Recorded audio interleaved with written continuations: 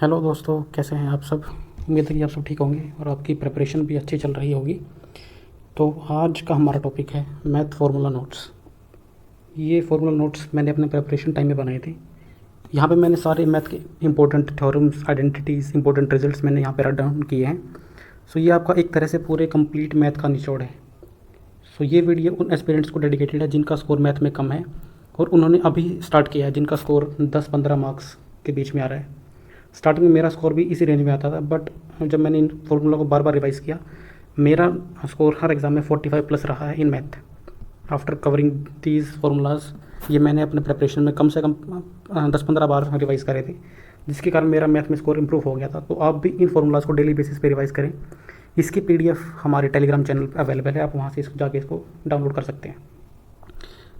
जो इस चैनल पर नए हैं उनके लिए this video is presented by me Rakesh Sharma. I secured all India rank 5 in CPO 2022 and also got selected through CGL 2023। चलिए देखते हैं हमारे आज की वीडियो का कंटेंट। तो एज आई सेड कि हमारा एडवांस पोर्शन फार्मूला बेस्ड होता है, तो हम फार्मूला की स्टार्टिंग में एडवांस पोर्शन से ही करेंगे। ये हमारा क्वांट, ये मेरे खुद के नोट्स हैं जो मैंने अपने प्रिपरेशन में बनाए थे। चलिए स्टार्ट करते हैं। हमारा सबसे पहला जो हमारा चैप्टर होता है अलजेब्रा। अलजेब्रा में आपके सबसे इंपॉर्टेंट, ये आपको सबसे इंपॉर्टेंट फार्मूला है जो आपको ध्यान रखना है। इसमें AQ + BQ + CQ - 3ABC, ये हमारे इसके 4 रिजल्ट्स होते हैं, ये आपको ध्यान रखने हैं। पहला हमारा, जब हमारे पास A + B + C की वैल्यू दे रखी हो और अपना कोई अदर वैल्यू दे रखी है, मतलब आपको वैल्यू के हिसाब से इनको पुट करना है। जैसे आपको यहाँ पे आपके पास यदि A + B + C दे रखा और इसकी वैल्यू दे रखी है, तो आपको ये वाला लगाना है। जब आपके पास A B C की वैल्यू दे रखी हो तो आपको ये डिफरेंस वाला लगाना है, ताकि आपके पास तीनों वैल्यूज़ हैं और आप इसको जोड़ भी सकते हैं और यहाँ पे उसका डिफरेंस निकाल सकते हैं। Based on what has been given to you, उसके हिसाब से आपको इनमें से चारों में से कोई भी फार्मूला पुट करना पड़ता है। ये फार्मूला आपको बहुत कम जगह पे मिलेगा, ये वाला फार्मूला, तो आप इसको जरूर नोट डाउन करें। आजकल के क्वेश्चन में ये वाला हमें डायरेक्ट लगाना पड़ता है, मतलब कि यहाँ पे हमें बिना मतलब कोई अदर फार्मूला बजाय आप इसको डायरेक्ट पुट कर सकते हैं। तो ये आप लास्ट वाला फार्मूला बिल्कुल पक्का आप मतलब ध्यान रखें। इसके बाद जो हमारा सेकंड और थर्ड रिजल्ट है, ये यहाँ पे जो हमारा ये वाला फार्मूला होता है, हमने इसकी जगह बस ये वाला पुट करा है। तो ये दोनों फार्मूला सेम है, तो हमने ये वाला फार्मूला यहाँ से डिराइव किया, जो हमारे जो ये 2 रिजल्ट्स हैं, तो हमने बस यहाँ पे वैल्यू पुट करी है। तो ये दोनों फार्मूला सेम है, बस हमें आपस में इनको इंटरचेंज करना है। तो आपको जो भी एग्जाम में गिवन हो, आप उसके हिसाब से आपको इनमें से चारों में से कोई भी फार्मूला भी यूज़ कर सकते हैं based on what has been given. तो ये फार्मूला आपको सबसे इंपॉर्टेंट फार्मूला इस चैप्टर का रहेगा। देन इसके ऊपर डायरेक्ट क्वेश्चन आते हैं। ये 2 फार्मूला आपके बहुत ज़रूरी है।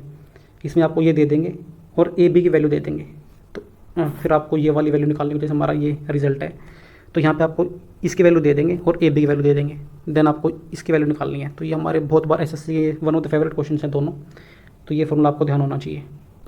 इसके बाद ये भी हमारा बहुत बार एग्जाम में आता है। इसमें क्या बोलते हैं कि हमारी इसकी वैल्यू दे देंगे A की पावर 4, 2 की A² B² + B की पावर 4। इसमें हमें ये या एक वैल्यू ये दे देंगे, तो आपको ये वाली निकालनी है। तो ये बिल्कुल डायरेक्ट क्वेश्चन आते हैं अलजेब्रा के, तो इसको भी आप ध्यान रखें।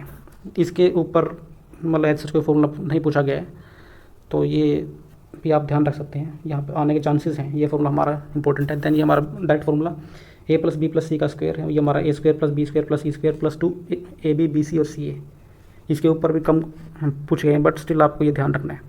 हमारा नेक्स्ट वाला फार्मूला ये थोड़े से इंपॉर्टेंट है, ये आपको ध्यान रखना है। हमारा x + 1/x की वैल्यू 1 है, तो x - 1/x, इसमें हमारा वो A + B और A - B वाला लगता है, जहाँ पे हमारा B 1/A है। तो वहाँ पे हमारा जब हम 2AB करते हैं तो वो कट जाता है आपस में, तो हमारा ओनली 4 बचता है।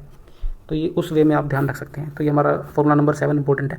देन इससे आगे वाला ये बहुत ज़रूरी है आपके लिए।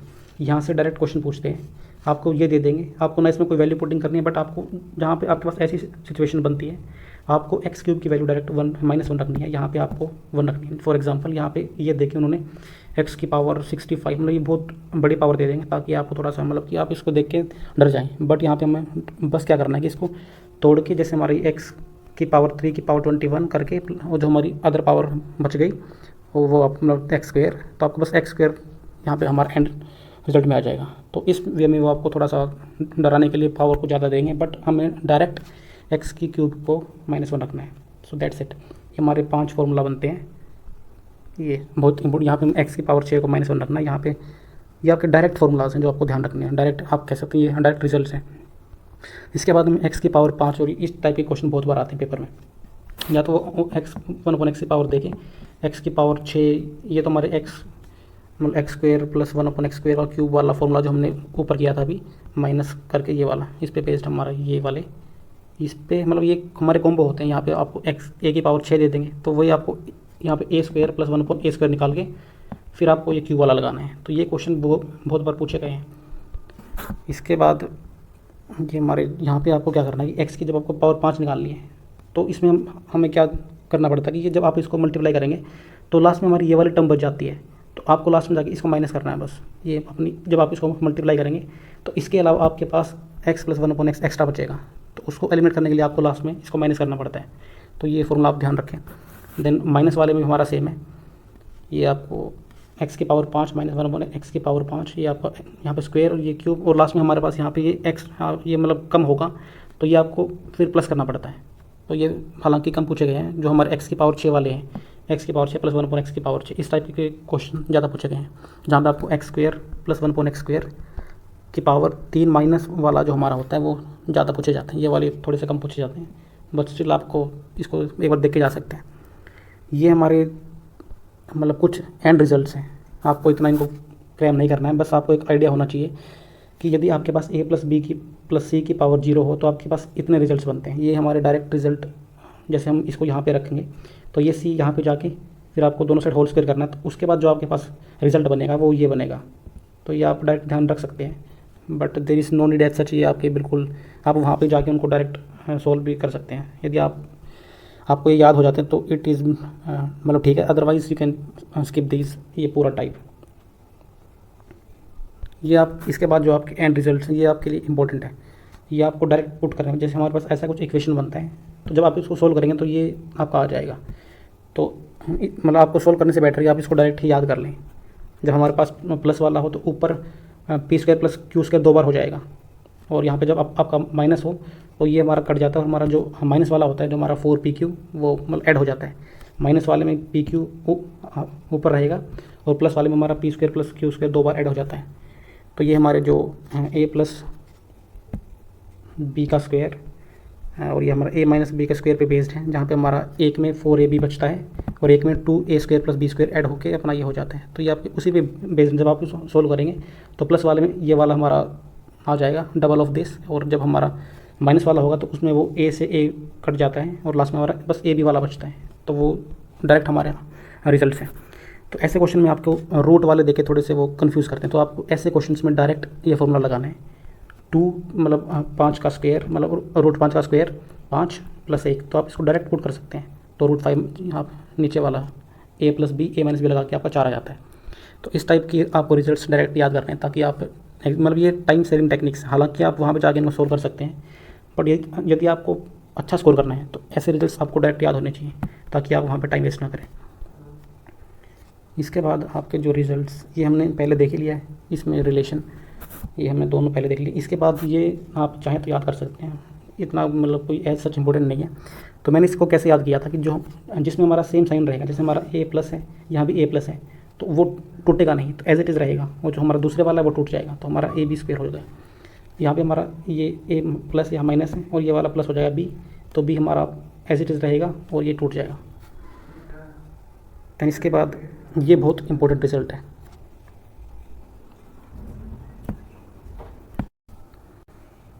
इसमें क्या होता है कि जब हमारे पास इक्वेशन से ज़्यादा मतलब वेरिएबल से ज़्यादा इक्वेशन दे रखी हो, जैसे हमारे पास a plus b plus c equal to 5 और 2a plus 3b plus 4c की वैल्यू 15 दे दी, तो हमारे पास इक्वेशन 2 है बट वेरिएबल 1 2 3 है। यदि आपके पास ऐसी सिचुएशन बनती है जहाँ पे आपके पास इक्वेशन 2 हो और वेरिएबल 3 हो, या फिर मतलब आपके वेरिएबल से कम इक्वेशन दे रखे हो, तो आप किसी एक को 0 रख सकते हैं और यू कैन सोल्व दैट।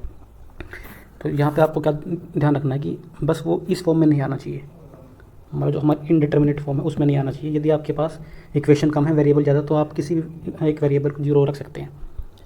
ये हमारा सिमेट्री वाला केस, सिमेट्री वाले केस में हमें कैसे मिलता है, जैसे हमारा a/1 minus a plus b/1 minus b plus c/ ये ऐसा बनता है। तो इस केस में आप सभी को इक्वल रख के मतलब इसका वो 3 टाइम्स हो जाएगा, मतलब कि आपका स्टेप बन जाएगा वो, तो उससे आप सोल्व कर सकते हैं। तो ये तरीका आप अभिनय सर के A to Z quant batch में इसके ऊपर उन्होंने अच्छे से कराया, तो आप वो वाली सिमेट्री वाली वीडियो आप देख सकते हैं। उन्होंने आपके जब फैमिली ऑफ इक्वेशंस एक हों दो हों, बट आपको एक वाली मोर देन सफिशिएंट है। यदि आपके पास ये जो मैंने यहाँ पे लिखा है, इसमें क्या होता है कि हमारे पास फैमिली दो बनती हैं, जैसे हमारा A1 B + C, मतलब इस टाइप में बनेगी वो A + B इस टाइप में बनेगी। तो आपको जो 2 वाले में क्या होती है, एक और बनेगी वहाँ पे, जैसे x + z, एक में मतलब तीनों होंगे, एक में मतलब एक मिसिंग होगा, मतलब यहाँ पे x y z है लेकिन यहाँ पे y मिसिंग है। तो उस केस में क्या होता है कि जो आपके मतलब जिस इक्वेशन में सारे प्रेजेंट हैं उसको आपको इक्वल रखना है, और जिसमें हर एक में प्रेजेंट नहीं है, जैसे हमारा इस केस में क्या था कि x + z था, हमारे यहाँ पे 2 थे, तो इस केस में आपको सभी को 1 रखना है। और जिसमें इस टाइप वाले थे वो B + C, यहाँ पे हमारे तीनों प्रेजेंट हैं एक ही उसमें, तो यहाँ पे आपको सबको इक्वल रखना है और यहाँ पे आपको 1 रखना है। तो इस वे में आप सिमेट्री वाले क्वेश्चंस को सॉल्व कर सकते हैं। इसको मतलब डिटेल में जानने के लिए आप अभिनय सर की video A to Z quant batch, जिसमें आई थिंक 90+ क्लासेस हैं, मैंने ये वहाँ से दिया है सिमेट्री वाला कंसेप्ट, तो आप वहाँ से इसको कर सकते हैं। देन यदि आपका रेशनल नंबर है तो उसका रूट वो परफेक्ट स्क्वायर होगा, तो ये आपको ध्यान रखना है रेशनल नंबर में। देन जब आपकी इक्वेशन कुछ इस टाइप के हों, मतलब ऊपर नीचे A + B A - B ऐसा कुछ है, तो यदि आपको ये छोटा करना तो आप वहाँ पे C and D लगाएं। मतलब C and D लगाने का क्या फ़ायदा है कि वो आपका A/B के रेशियो में आ जाएगा और आपका क्वेश्चन ईजी हो जाता है। तो ये आप C and D लगा सकते हैं, मतलब आप इसको 2 बार 3 बार जब जितना भी चाहें आप C and D लगा सकते हैं, ताकि वो एक अपना सिंपल फॉर्म में आ जाए। ये हमारा कब यूज़ होता है, जब हमारे वो बोर्ड एंड स्ट्रीम के क्वेश्चन होते हैं, बोर्ड एंड स्ट्रीम वाले क्वेश्चन में आप इसको डायरेक्ट यूज़ कर सकते हैं C and D को, ताकि आपकी इक्वेशन छोटी हो जाए। इसके बाद क्या ऐड करें क्या माइनस करें कि परफेक्ट स्क्वायर बन जाए। तो ऐसे क्वेश्चन में क्या होता है कि डिफरेंस की पावर 4 ये आपको ऐड करना होता है या फिर सब्ट्रैक्ट करना होता है। जैसे हमारे इस क्वेश्चन में हमारी डिफरेंस 1 है तो 1 की पावर हमें 4 ऐड करना पड़ेगा। डिफरेंस 2 है तो 2 की पावर 4 मतलब 16 ऐड करना पड़ेगा। यहाँ पे गैप 3 का है तो 3 की पावर 4 मतलब 81 को आप ऐड करेंगे तो ये परफेक्ट स्क्वायर बन जाएगा। मतलब ये हमारी जो इक्वेशंस हैं ये परफेक्ट स्क्वायर बन जाएंगी। तो ये आपको ध्यान रखना है, सेम हमारा सब्ट्रैक्ट में चलता है। इसके बाद ये इंपॉर्टेंट कंसेप्ट है, मतलब ये यदि आपका स्क्वायर वैल्यू जैसे हमारे x की पावर 4 - 3x³ + 4x² ये प्लस है ना, तो -5x + 6, यहाँ पे तो आप देखिए कि माइनस प्लस माइनस मतलब ऑल्टरनेट साइन है, तो जो इसकी रूट बनेगी मतलब जो इसकी रूट वैल्यू होगी उसमें ऑल्टरनेट साइन होंगे, तो ये आपका ऑप्शन एलिमिनेशन में काम आएगा। तो आप ऐसे क्वेश्चन में इसको डायरेक्ट यूज़ कर सकते हैं। एक हमारा जो सबसे इंपॉर्टेंट होता है कि यहाँ पे 9 4 6 ये पेयर बनता है, मतलब अलजेब्रा के कुछ क्वेश्चन में आप डायरेक्ट 9 6 4 वालों यदि आपका वो फिट बैठता तो आप इसको डायरेक्ट लगा के वैल्यू पुटिंग कर सकते हैं, क्योंकि ये एसएससी में बहुत बार पूछा गया है। आपके मतलब 9 4 6 9 - 6 4 -9 6 4 6 मतलब 4 माइनस मतलब ये ट्रिपलेट बनेगा। मतलब इस ये आप ट्रिपलेट मान सकते हैं फॉर अलजेब्रा, जो बार बार पूछा जाता है। जैसे हमारा A + B + C = उन्होंने 19 दे दिया, या फिर A + B + C = यहाँ पर हमारा 9 4 13 7 दे दिया। तो जो आपकी चारों ये आप ध्यान रख सकते हैं, क्योंकि इससे बहुत बार क्वेश्चन पूछे गए हैं डायरेक्ट वैल्यू पुटिंग के। इसके बाद ये हमारे पास ऐसी इक्वेशन बनती है Px² + Qy² = 2ax by + c। तो यहाँ पे आपको क्या ध्यान रखना है कि x की वैल्यू ये आएगी, x = अपना a/p और b = अपना y = b/q। तो ये आप डायरेक्ट याद कर सकते हैं। इसके बाद यदि आपके पास x y का प्रोडक्ट 1 हो, जैसे हमारा साइन और कोसिकेंट दे दिया, तो यदि हमारा इसमें कुछ भी पावर डाल देंगे वो यहाँ जैसे यदि हमारा 1 आ रहा है एक्स वाई का प्रोडक्ट, तो ये हमारा कुछ भी हो, जैसे हमारा 1/1 + साइन की पावर 4x + 1/1 + साइन कोसेक की पावर 4x, तो ये हमारा 1 ही आएगा। यहाँ पे कंडीशन क्या है कि हमारा प्रोडक्ट 1 आना चाहिए दोनों का। या आप ट्रिग्नोमेट्री अलजेब्रा कहीं भी इसको यूज़ कर सकते हैं। ये मैंने यहाँ पे लिखा कि ये ट्रिग्नोमेट्री में एप्लीकेबल होगा, तो ये आप कहीं भी इसको यूज़ कर सकते हैं। दैन ये क्वेश्चन ऐसे उसमें बहुत बार पूछा गया है कि जब ऐसा कुछ केस बनता है तो उसका आंसर 2 आता है। ये मैंने डायरेक्ट क्रैम कर लिया था। इसके मतलब टीसीएस में तो ऐसे क्वेश्चन नहीं थे, बट जो हमारी किरण वाली बुक है उसमें ऐसे क्वेश्चन बहुत बार पूछे गए थे। तो ऐसे क्वेश्चन में क्या होता है कि जब जैसे आपके पास ये है, तो जब ये देखिए आपको ऐसा कुछ पूछेंगे तो उसका आंसर 2 आता है। तो ये आप डायरेक्ट इसको याद कर सकते हैं। तो ये हमने यहाँ पे अलजेब्रा के सारे इंपॉर्टेंट फार्मूलाज हमने याद कर लिए। यहाँ पे आपने मेनली आपको क्या ध्यान रखना है, एक तो ये क्यूब वाले ये और ये 2। इसके बाद मतलब यहाँ पे ये भी आपके लिए इम्पोर्टेंट है। इसके बाद इस पे क्वेश्चन आता है बहुत बार और ये इम्पोर्टेंट आपके लिए।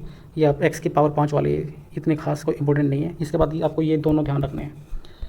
तो इसके बाद फिर इस यहाँ पे आपके ये हमने पहले देख ही लिए हैं, ये आप ध्यान रख सकते हैं। और ये पहले पुटिंग वाले, तो ये तो आपको बिल्कुल अच्छे से ध्यान रखने हैं। और इसके अलावा आपको अलजेब्रा में कोई और फार्मूला, यदि आई थिंक यहाँ पे आपने मोस्ट ऑफ द फार्मूलाज कर लिए हैं अलजेब्रा के, तो ये आपको ध्यान रखने जो मैंने लास्ट में आपको बताया, ये आपको सबसे मतलब इम्पोर्टेंट है, ये जो मैंने लास्ट में मार्क किए थे। तो इसके बाद चलिए हम नेक्स्ट चैप्टर को देखते हैं, कोऑर्डिनेट ज्योमेट्री। यहाँ पे मैंने बहुत कुछ लिखा है, बट ये हमारा सारा कुछ इंपॉर्टेंट नहीं है। इसमें आपको एक तो हमारा डिस्टेंस फार्मूला याद होना चाहिए, मतलब डिस्टेंस फार्मूला डायरेक्ट कभी कभार आ जाते हैं, सेक्शन फार्मूला, ये बिल्कुल बेसिक है, स्लोप फॉर्म। इसके बाद आपके ये लाइंस वाले हैं, पैरेलल लाइन कब होगी, कोइंसिडेंट कब होगी, इंटरसेक्टिंग, मतलब इंटरसेक्टिंग में क्या होता है कि हमारा इसमें एक बिल्कुल बेसिक सा फंडा है। पैरेलल में हमारा नो सॉल्यूशन होता है, जब क्योंकि सॉल्यूशन का मीनिंग है कि जब ये इंटरसेक्ट करेंगे तो हमारा सॉल्यूशन बनेगा। कोइंसिडेंट में क्या होता है कि सेम ही लाइन होती है वो, तो ये हर पॉइंट पे कट कर रही है, तो इसके इनफाइनाइट सॉल्यूशंस होते हैं, और जब कट करेगी तो हमारा यूनिक सॉल्यूशन होता है। तो इसके ऊपर कभी कभार क्वेश्चन पूछ सकते हैं। इंटरसेप्ट फॉर्म ये आपके लिए ज़रूरी है, क्योंकि यहाँ पे आप कभी कभार वो कोऑर्डिनेट ज्योमेट्री में एरिया ऑफ ट्रायंगल पूछता है, तो वहाँ पे आपको क्या करना है, एरिया ऑफ ट्रायंगल में इसको मतलब आप इंटरसेप्ट फॉर्म में चेंज करो, मतलब इंटरसेप्ट में x/a + y/b = 1। इसमें अपना इंटरसेप्ट ये होता है, लेंथ इंटरसेप्ट, आप इसको ध्यान रख सकते हैं। तो जब आप हम ग्राफ तैयार करेंगे तो इस वे में बनेगा, तो आपको ये वाला जब आपको एरिया निकालना है तो वो आपके लिए इंटरसेप्ट फॉर्म यूजफुल हो जाती है। तो एरिया ऑफ ट्रायंगल निकाल लो, तो इसमें आपको क्या करना है, इंटरसेप्ट फॉर्म में चेंज करके आपको जिसकी अबाउट पूछा गया है, क्योंकि हमारे पास बेस आ चुका है पहले ही, जैसे हमारा ट्रायंगल ये बनता है, तो आपका बेस आ चुका है ये, तो आपको बस ये हाइट निकालनी है।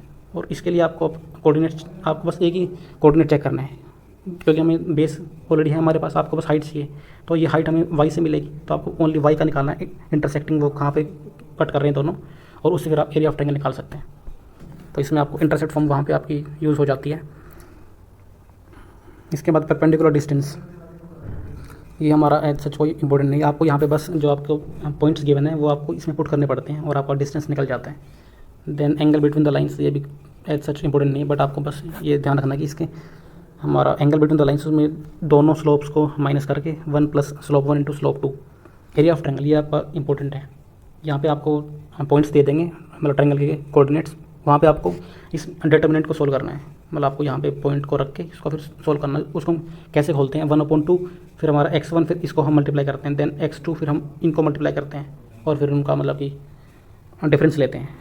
और यहाँ पे आप इंपॉर्टेंट क्या है कि जब आपके पॉइंट्स कोलिनियर होंगे तो इस एरिया ऑफ ट्रायंगल 0 होगा, क्योंकि जब हमारा एक लाइन है तो वहाँ पे ट्रायंगल बन ही नहीं रहा था हमारा, क्योंकि ये एक लाइन है, यदि कोलिनियर है तो तीनों पॉइंट इसी लाइन पे लाई करेंगे तो हमारा एरिया 0 हो जाता है। तो आपको कोलिनियर पॉइंट्स में ये आपसे पूछा जा सकता है कि वेदर दे आर कोलिनियर और नॉट, 3 पॉइंट देखें तो आप उसका एरिया निकाल सकते हैं ट्रायंगल का, यदि वो 0 आ रहा है तो they are collinear. Coordinate geometry में मैंने यहाँ पे बहुत कुछ लिखा है, बट ये आपके लिए इतना इंपॉर्टेंट नहीं है, तो आप इसको अवॉइड कर सकते हैं। फोटो परपेंडिकुलर कभी नहीं पूछा गया है आई थिंक। रिफ्लेक्शन में आप बस ये ध्यान रखें जो मैंने यहाँ पे लिखा है, अबाउट ओरिजिन पूछेंगे तो दोनों के साइन चेंज होंगे, अबाउट एक्स एक्सिस तो वाई का साइन चेंज होगा, अबाउट वाई तो एक्स का साइन चेंज होगा। ये पूरा आप छोड़ सकते हैं इसको, मतलब बस आप ये चीज़ ध्यान रखें। ये आई थिंक 1-2 बार एसएससी ने पूछा है। देन कॉन्करेंट लाइन का कोई ऐसा यूज़ नहीं है, बस आपको ये सेंट्रॉइड वाला फॉर्मूला ध्यान रखना है। ये आप तीनों पॉइंट्स, मतलब आपके पास यदि 3 पॉइंट दे रखे हैं तो उसका सेंट्रॉइड हम ऐसे निकालते हैं, मतलब एक्स के तीनों जोड़ के 3 से डिवाइड, देन वाई के तीनों जोड़ के 3 से डिवाइड, तो ये आपका सेंट्रॉइड वाला फॉर्मूला।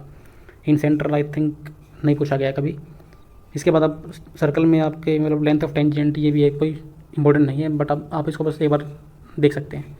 तो इसमें आपको क्या ध्यान रखना है कि आपको सेंट्रॉइड, देन रिफ्लेक्शन, और इसमें आपको ये लाइंस वाला आपसे पूछ सकते हैं, यूनिक सॉल्यूशन टाइप वाला, ये इंटरसेप्ट फॉर्म आपके एरिया ऑफ ट्रायंगल में काम आ सकता है।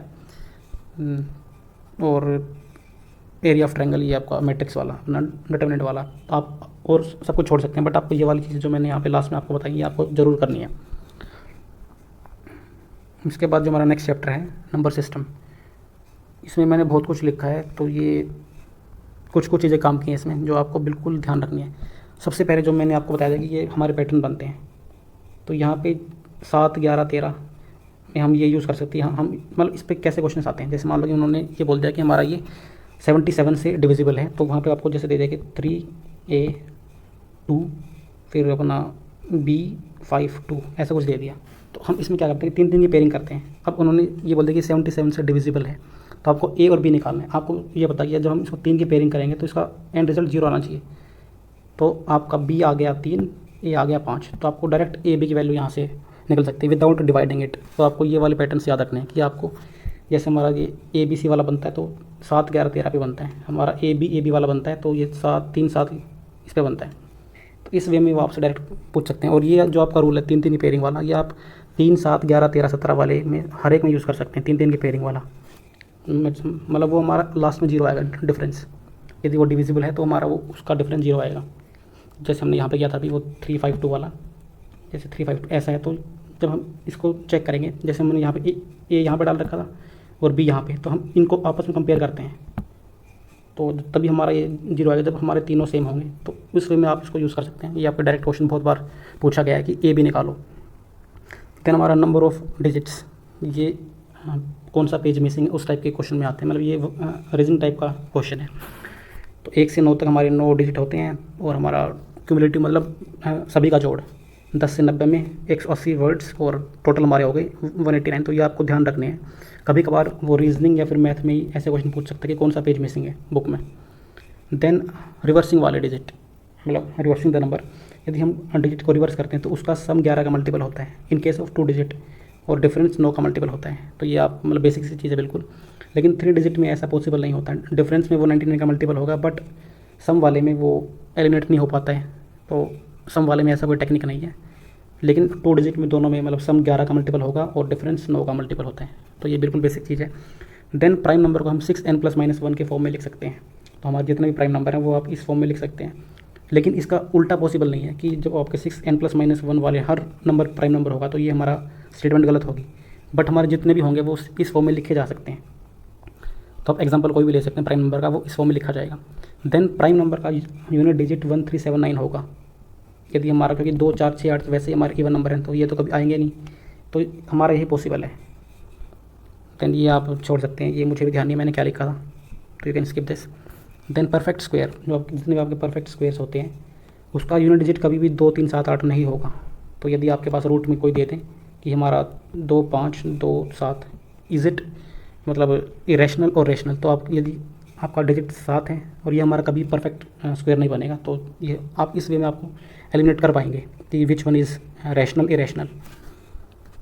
इसके बाद हमारे प्राइम नंबर 1 से 100 के बीच में 25 होते हैं, 1 से 50 के बीच में 15 और ये 10। देन ये हमारा इंपॉर्टेंट है, यदि आपके पास जितने भी ओड प्राइम नंबर्स हैं उनका जब आप मल्टीप्लाई करेंगे तो उसका यूनिट डिजिट 5 आएगा। और यदि हम सभी का लेंगे मतलब ऑल प्राइम नंबर्स, उसमें हमारा 2 भी आ जाता है। तो यदि हम 2 को 5 से करेंगे तो हमारा यूनिट डिजिट आएगा 0। तो ये आप दोनों चीज़ ध्यान रख सकते हैं। यदि हमारा 2 मतलब ऑल प्राइम नंबर्स का यूनिट डिजिट 0 आएगा और ऑल ओड प्राइम नंबर्स का आएगा 5।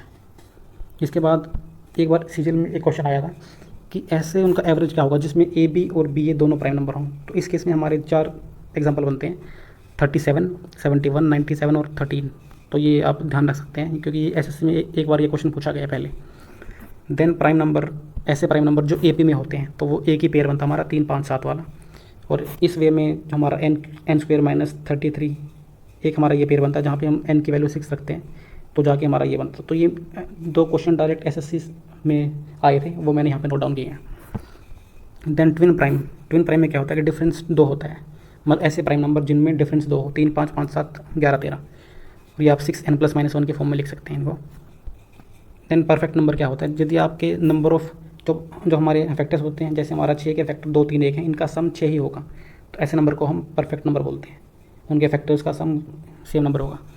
देन ये बहुत इंपॉर्टेंट है, ये वाली टेक्निक, ये आपको ऑप्शन एलिमिनेशन में काम करेगी। तो इसको हम कि विदाउट बार और विद बार वाले में हम कैसे एलिमिनेट करते हैं। जैसे मान लो हमारे यहाँ पे विद बार के 3 हैं और यहाँ पे 2 हैं, तो बार वालों में क्या होता है हम उसका एलसीएम लेते हैं। विद बार में यहाँ पे 2 हैं, यहाँ पे 3, तो 2 और 3 का एलसीएम 6। तो जो आपका आंसर होगा उसमें विद बार के 6 होंगे, मतलब 6 पे बार होगा। और विदाउट बार में क्या होता है कि मैक्सिमम ऑफ द 2, जैसे यहाँ पे क्या है 1 है, यहाँ पे 2 है, तो 2 ज़्यादा है, तो आपके आंसर में भी विदाउट बार के 2 ही मिलेंगे डिजिट्स डेसिमल के बाद। और विद बार वाले एलसीएम जो हमारा, जैसे यहाँ पे 3 और 2 का एलसीएम 6, तो 6 पे बार होगा और 2 पे बार नहीं होगा, तो आप एलिमिनेट कर सकते हैं उस तरह ऑप्शन को। देन सर्ड्स में इजी क्वेश्चन आते हैं, मैंने यहाँ पे बहुत कुछ लिखा है, so you can avoid this. But यहाँ पे क्या है कि ये वाला क्या है, a की पावर b और सी की पावर डी। तो ये बिल्कुल बेसिक रिजल्ट है। यहाँ पे ए सी से बड़ा होगा और बी डी से बड़ा होगा। तो बट हमें कभी कभार क्या करना पड़ता है कि जब हमारी डिग्री अलग दे रखी हो तो आप एलसीएम से, मतलब जब हमारा फ्रैक्शनल हो तो आपको एलसीएम लेके उससे आपको मल्टीप्लाई करना है, ताकि आपका एक मतलब सिंप्लीफाइड पावर आ जाए। और जब बड़ी पावर हो तो उसको एलसीएम से डिवाइड कर दो ताकि वो पावर छोटी हो जाए। फ्रैक्शन वाले में आपको एलसीएम से मल्टीप्लाई करना है। और जैसे हमारा 1/6 और 1/5 है, तो इनको एलसीएम से मल्टीप्लाई कर दो, तो ये देन यू कैन कंपेयर। और जब आपकी पावर बड़ी हो तो एचसीएफ से उसको डिवाइड कर दो। तो ये आप कुछ टेक्निक्स हैं, जब आपके कुछ क्वेश्चन आते हैं वहाँ पे आप इसको यूज़ कर सकते हैं। देन 2 की पावर 10 की पावर इवन हो तो उसका यूनिट डिजिट मतलब ये टेंस और यूनिट ये आएगा। और 2 की पावर 10 ओड हो तो हमारा 24 आएगा, मतलब यूनिट और टेंस।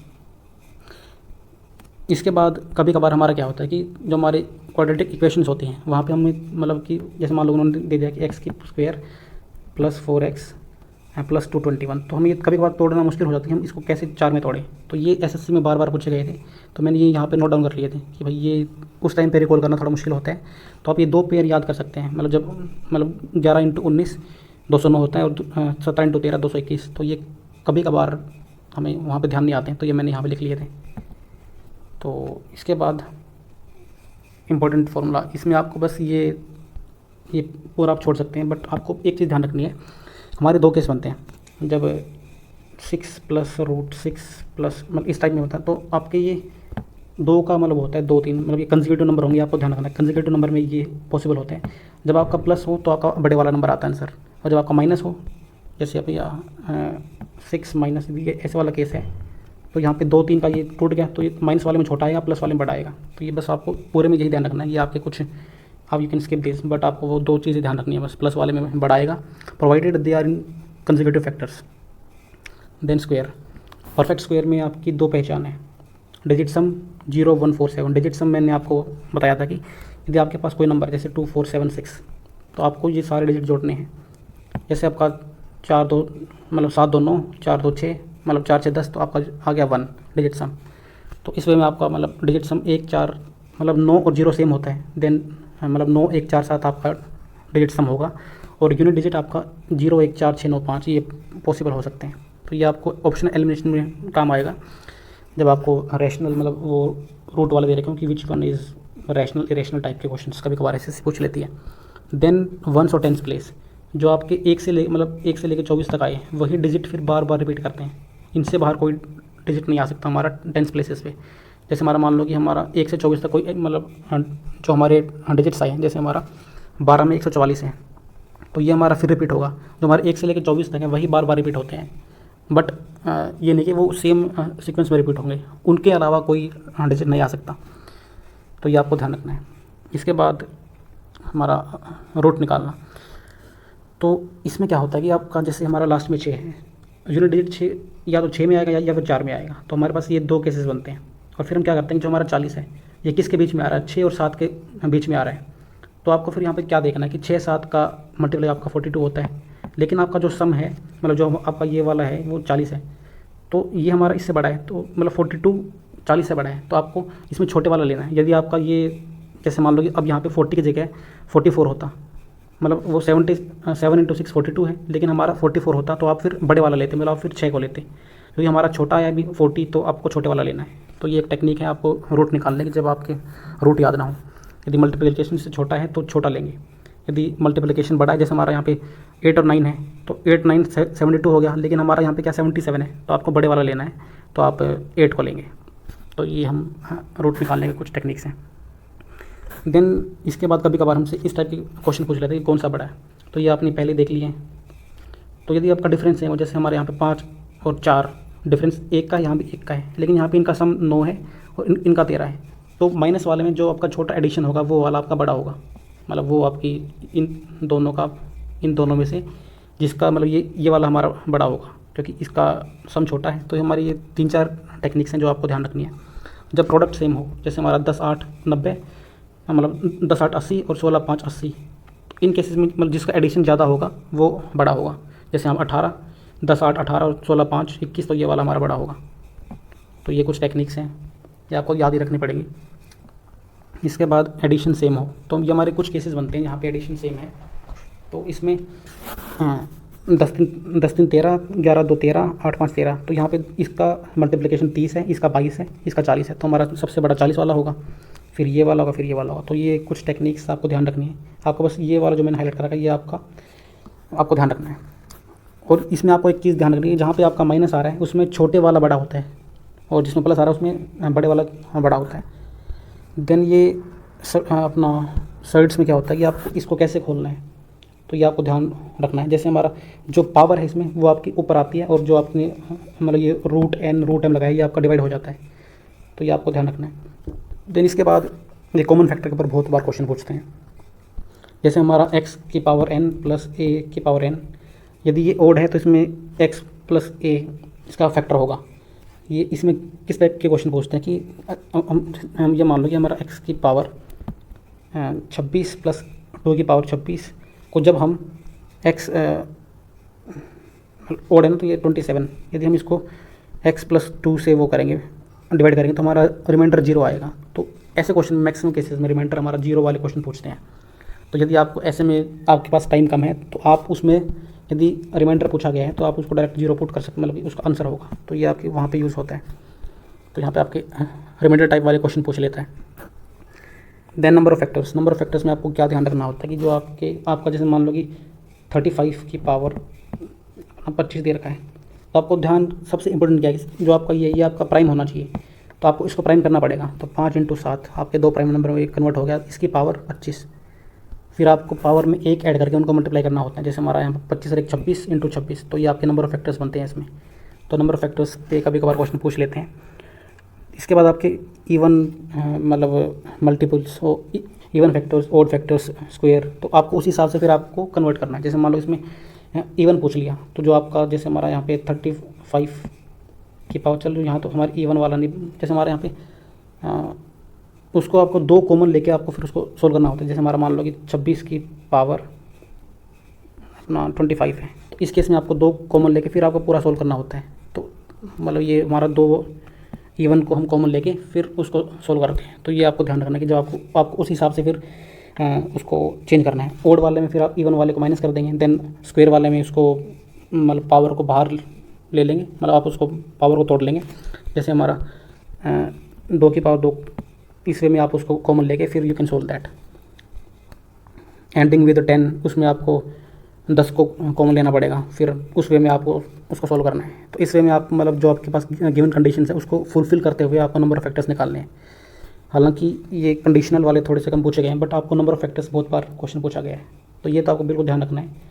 और इसकी भी आप थोड़ी बहुत प्रैक्टिस कर सकते हैं कि इवन वाले हम 2 को बाहर लेंगे, फिर ओड वाले में इवन वाले को माइनस कर देंगे टोटल से, स्क्वायर वाले में मतलब स्क्वायर को कॉमन लेके, देन क्यूब वाले में क्यूब में उसको चेंज करके, एंडिंग विद 10 में अपना 10 को कॉमन लेके।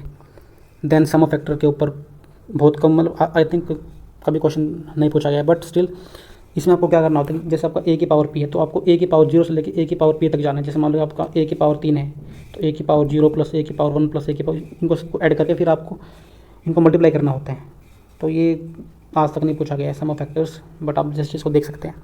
एवरेज में आपको सम और नंबर ऑफ फैक्टर्स को डिवाइड करना पड़ता है। देन प्रोडक्ट में आपको नंबर ऑफ फैक्टर अपॉन 2 करना पड़ता है। तो ये आपको नंबर ऑफ फैक्टर्स ध्यान रखना, बस other things you can leave. इसमें क्या है, number of prime factor power को ऐड कर दो विदाउट एडिंग 1। इसमें क्या है कि नंबर ऑफ प्राइम फैक्टर्स यदि आपसे पूछे गए हैं तो उस केस में आपको 1 को ऐड नहीं करना है, आपको बस पावर को ऐड करना होता है।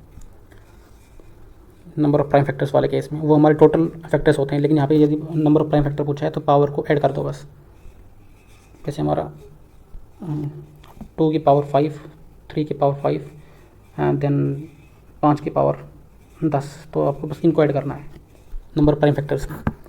देन रिमाइंडर थ्योरम मॉड्यूलरिटी वाले में आप क्या होता है कि जिससे आप पहले जैसे ये मान लो कि आपने स्टार्टिंग में 5 से उसको मल्टीप्लाई कर दिया है, तो जो आपका एंड रिजल्ट आएगा वहाँ पे आपको 5 से डिवाइड करना पड़ेगा। तो ये आपकी मॉड्यूलरिटी होती है। आपको मतलब उसको सॉल्यूशन को सिंप्लीफाई करने के लिए जो आप वहाँ पे ऑपरेशन लगाते हैं उसका रिवर्स आपको लास्ट में लगाना पड़ता है। जैसे हमने यहाँ पे मल्टीप्लाई किया तो आपको लास्ट में डिवाइड करना पड़ेगा। तो ये आपकी टेक्निक्स होती हैं जब आपको कुछ शॉर्ट करना हो कोई आपको। देन ऐसे क्वेश्चंस जो मैंने आपको पहले बताया था कि रिमाइंडर वाले पूछते हैं कि यहाँ पे क्या रिमाइंडर आएगा। ऐसे क्वेश्चंस में क्या होता है कि आपको एक गिवन कंडीशन होती है कि यदि x प्लस ए अपॉन एक्स का रिमाइंडर 1 है, तो जब हम इसकी पावर n कर देंगे तो हमारा रिमाइंडर भी उसी पावर में कन्वर्ट हो जाता है। देन सेकंड केस में जब हमारा माइनस वाला होता है, तो उस केस में क्या होता है कि यदि इवन है, इफ़ इवन तो हमारा ये आएगा, इफ ऑड तो हम उसको x में से उसको माइनस कर देंगे। तो ये हमारे दो केसेस बनते हैं, इवन और ऑड। तो ये आपने अपने क्लासेस में भी देखा होगा ये वाला फॉर्मूला। देन ये 4 की पावर n कुछ भी हो, 4 की पावर यदि हम n लेंगे और उसको 6 से भाग करेंगे तो हमारा रिमाइंडर हमेशा 4 ही आएगा। ये आपको ध्यान रखना है। फॉर एग्जांपल यदि हम यहाँ पे 4 की पावर 2 ले लें, उसको 6 से भाग करें तो अपना 16 भाग में 6 इसको हमारा रिमाइंडर 4 ही आएगा। तो यहाँ पे n की वैल्यू 1, 2, 6, 12 कुछ भी हो, रिमाइंडर हमारा 6 ही आएगा, 4 ही आएगा। तो ये था हमारा नंबर सिस्टम के इंपॉर्टेंट फार्मूलाज। यहाँ पे हमने सर्ट्स वाले भी देखे कुछ। तो इसके बाद हमारा नेक्स्ट टोशेंट। यदि आपको वो 4 की पावर वाली पेरियोडिसिटी पता है तो आपको इसका टोशेंट का कोई यूज़ नहीं है। मैंने टोशेंट आज तक मुझे ढंग से नहीं आता है, बट मैं हमेशा वो 4 की पावर के बाद हमारी रिपीट होती है, उससे मैंने सारे क्वेश्चन को सोल्व किया था। तो आप टोशेंट वाला मेथड राकेश यादव सर से देख सकते हैं। अभी मुझे टोशेंट अभी ध्यान नहीं है, तो आप यू कैन वॉच वीडियोस। तो जैसे हमारा यहाँ पे होता है, ऐसे क्वेश्चंस को हमें कैसे सोल्व करना पड़ता है। तो हमारा जो बेसिक होता है उसमें हम क्या करते हैं कि अपना वो x प्लस ए वाला हम यूज़ करते हैं यहाँ पे। जैसे हमारा यहाँ पे 38 + 1 वाला है, अपॉन में 19 है। तो मैंने जो इससे पहले देखा था वो आप यहाँ पे यूज़ कर सकते हैं। तो हमारा लास्ट में रिमाइंडर 1 आ जाता है, 1 की पावर n, तो हमारा 1 ही हो जाएगा। देन HCF LCM में जो हमारा फॉर्मूला है, ये LCM अपना n1 × n2 = HCF × LCM, इसके बेस पे सारे हमारे क्वेश्चन सोल्व हो जाते हैं। LCM = HCF × ratio of products. जो हमारा 2 नंबर हैं, जैसे हमारा मतलब जो हमारा उसके नंबर्स का रेशियो था उसको आपको मल्टीप्लाई करना है। ये मैंने यहाँ उल्टा लिख दिया है। और इस केस में हमारा क्या होता है कि जो हमारे ये रेशियो में हम क्या करते हैं, जो हमारा सिंपलेस्ट रेशियो होता है उसको हम लेते हैं। मतलब उनमें कोई फैक्टर सेम नहीं होना चाहिए, मतलब उनका HCF मतलब दे शुड बी को प्राइम, या फिर हम कहें उनका HCF 1 होना चाहिए। इसके बाद ये हमारे कुछ क्वेश्चंस होते हैं, ये आप यहाँ पे सिखाना आपको थोड़ा सा डिफिकल्ट होगा। तो इनके लिए आप मैंने आई थिंक ये आभास सैनी सर से किए थे, तो उनकी वीडियो आप वहाँ पे जाके देख सकते हैं। इसको हम कैसे मतलब इसमें क्या होता है कि हम एक वो सीरीज़ देते हैं, मतलब वो 4, 1 वो इस टाइप की कुछ होता है, तो वो आपको मतलब सोल्व करनी होती है। तो इसके लिए आप एक वीडियो देख सकते हैं, शॉर्ट वीडियो, उसका लिंक मैं डाल दूँगा। तो ये यहाँ पे थोड़ा सा सिखाना डिफ़िकल्ट होगा। देन ये हमारा, इसका नाम मैं भूल रहा हूँ कि ये हमारा आई थिंक इसको हम रिमाइंडर थ्योरम बेस्ड बोलते हैं।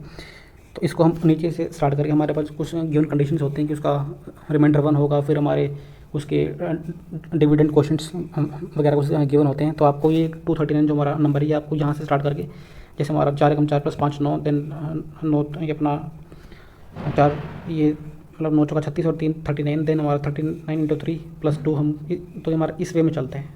तो ये आपको गिवन कंडीशंस में सोल्व करना पड़ता है। तो इसके लिए भी आप कोई वीडियो में उसका लिंक डिस्क्रिप्शन में डाल दूँगा, वहाँ से जाके आप इनको देख सकते हैं।